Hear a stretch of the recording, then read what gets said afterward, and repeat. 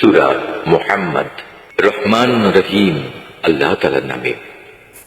যারা আল্লাহ তাআলাকে অস্বীকার করেছে এবং অন্য মানুষদের আল্লাহর পথ থেকে দূরে সরিয়ে রেখেছে, আল্লাহ তাআলা তাদের সমগ্র কর্মই বিনষ্ট করে দিয়েছেন।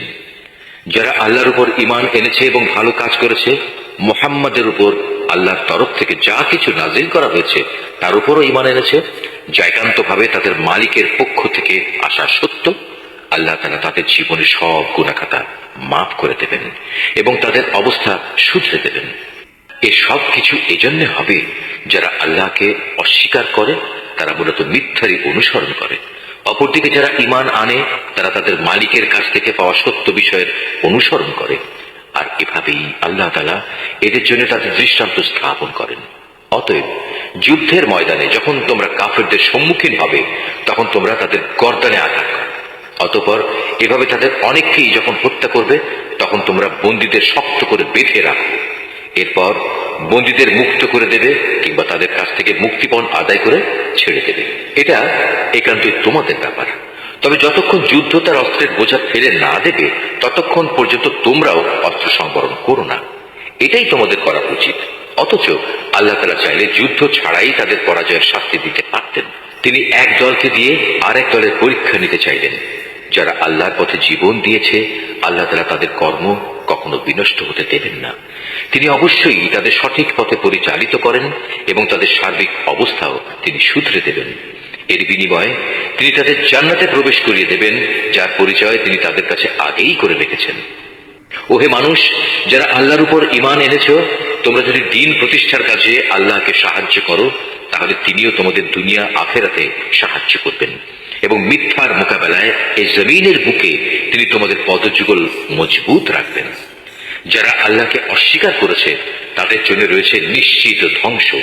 আল্লাহ তাআলা তাদের যাবতীয় কর্মই বিনষ্ট করে দেবেন। এর কারণ হচ্ছে আল্লাহ তাআলা তাদের জন্য যা কিছু পাঠিয়েছেন তারা তা অপছন্দ করেছে।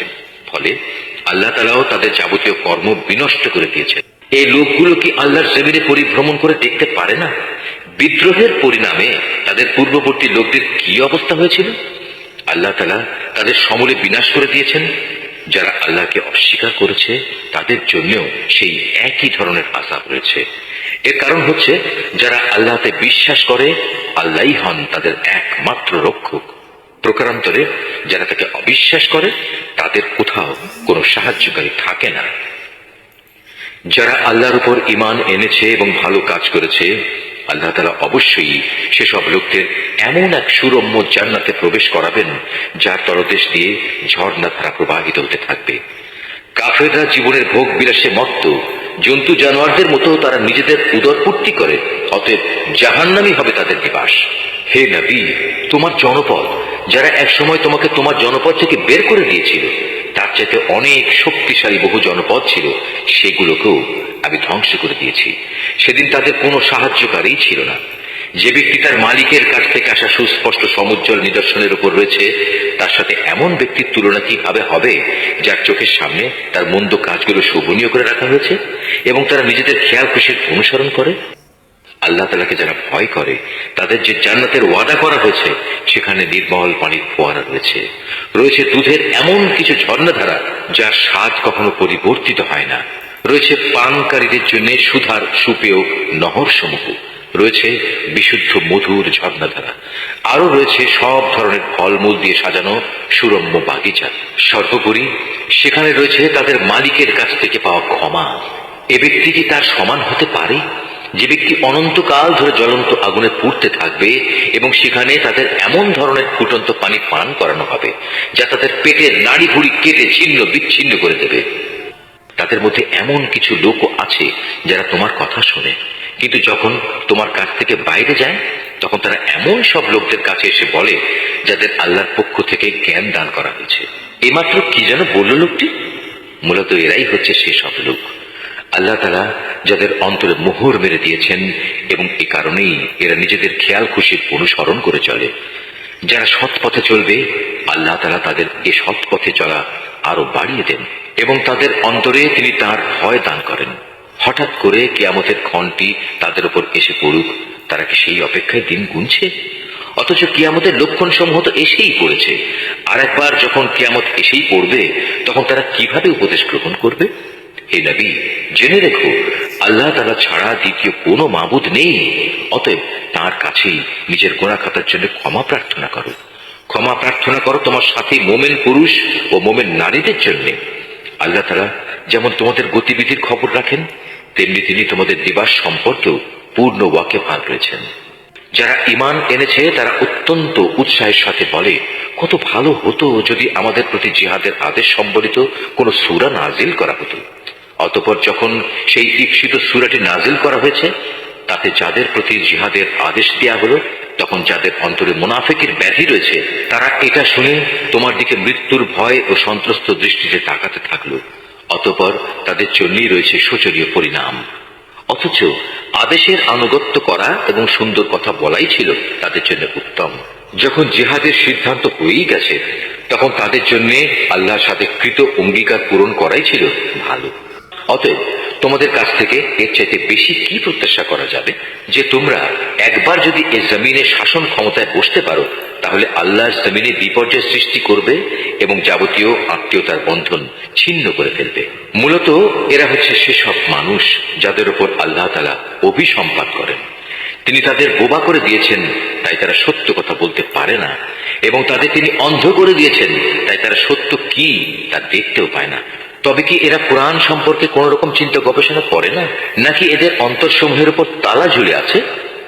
যাদের কাছে হেদায়েতের পথ পরিষ্কার হয়ে যাওয়ার পরেও তারা তা থেকে মুখ ফিরিয়ে নেয়, শয়তান এদের মন্দ কাজগুলো ভালো লেবাস দিয়ে শোভনীয় করে পেশ করে এবং তাদের জন্য নানা মিথ্যা প্রলোভন দিয়ে রাখে।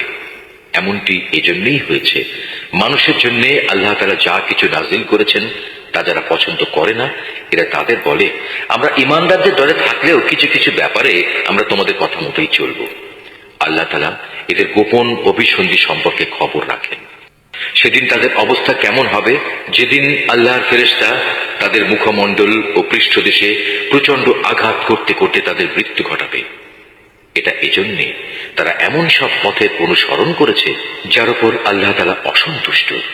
আল্লাহর সন্তুষ্টি তারা কখনো পছন্দ করেনি। এ কারণেই আল্লাহ তাআলা এদের যাবতীয় কর্ম নিষ্ফল করে দিয়েছেন। যেসব মানুষের মনে মুনাফিকের ব্যাধি রয়েছে, তারা কি একথা বুঝে নিয়েছে আল্লাহ তাআলা তাদের এ বিদ্বেষজনিত আচরণ অন্যদের সামনে প্রকাশ করে দেবেন না? আমি তো ইচ্ছা করলে তোমাকে তাদের দেখিয়ে দিতে পারি, অতঃপর তাদের চেহারা দেখেই তুমি তাদের চিনে নিতে পারবে। তুমি তাদের কথাবার্তার ধরন দেখে তাদের অবশ্যই চিনে নিতে পারবে এরাই হচ্ছে আসল মুনাফিক। নিঃসন্দেহে আল্লাহ তাআলা তোমাদের যাবতীয় কার্যের ব্যাপারে সম্যক ওয়াকিবহাল রয়েছেন। আমি অবশ্যই তোমাদের পরীক্ষা করব, যতক্ষণ না আমি এই কথা জেনে নেব কে তোমাদের মাঝে সত্যিকার ভাবে আল্লাহর পথের মুজাহিদ আর কে তোমাদের মধ্যে জিহাদের ময়দানে ধৈর্য ধারণকারী অবিচল। যতক্ষণ পর্যন্ত আমি তোমাদের খোঁজ খবর ভালো করে যাচাই বাছাই করে না নেব, ততক্ষণ পর্যন্ত আমার এই পরীক্ষা চলতে থাকবে।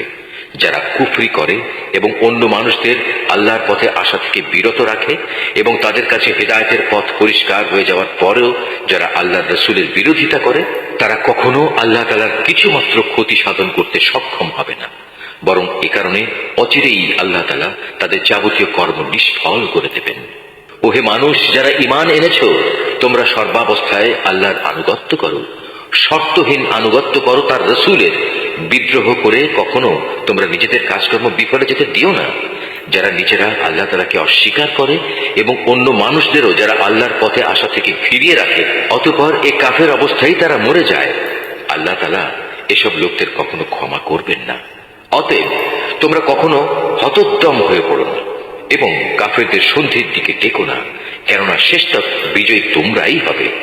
আল্লাহ তাআলা তো তোমাদের সাথেই রয়েছেন, তিনি কখনো তোমাদের কর্মফল বিনষ্ট করবেন না। অবশ্যই এ বৈষয়িক দুনিয়ার জীবন হচ্ছে খেলাধুলা ও হাসি তামাশা মাত্র। এতে মত্ত না হয়ে তোমরা যদি আল্লাহর উপর ঈমান আনো এবং সর্বাবস্থায় আল্লাহকে ভয় করে চলো, তাহলে তিনি অবশ্যই তোমাদের এই কাজের যথার্থ বিনিময় প্রদান করবেন এবং এর বদলে তিনি তোমাদের কাছ থেকে কোন ধন সম্পদ চাইবেন না। যদি কখনো তিনি তোমাদের কল্যাণের জন্য তোমাদের ধন সম্পদের কিছু অংশ দাবি করেন, অতঃপর এর জন্য তিনি যদি তোমাদের উপর প্রবল চাপ ও প্রদান করেন, তাহলেও তোমরা তা দিতে গিয়ে কার্পণ্য করবে। ফলে তোমাদের বিদ্বেষজনিত আচরণগুলো তিনি বের করে দেবেন। হ্যাঁ, এ হচ্ছে তোমরা, তোমাদেরই তো ডাকা হচ্ছে আল্লাহর পথে সম্পদ খরচ করার জন্য। অতঃপর তোমাদের একদল লোক কার্পণ্য করতে শুরু করলো, অথচ যারা কার্পণ্য করে তারা প্রকারান্তরে নিজেদের সাথেই কার্পণ্য করে। কারণ আল্লাহ তাআলা তো এমনি যাবতীয় প্রয়োজন মুক্ত, শুধু তোমরাই হচ্ছ অভাবগ্রস্ত। তা সত্ত্বেও যদি তোমরা আল্লাহর পথে ফিরে না আসো, তাহলে তিনি তোমাদের জায়গায় অন্য কোনো এক জাতির উত্থান ঘটাবেন। অতঃপর তারা কখনো তোমাদের মতো হবে না।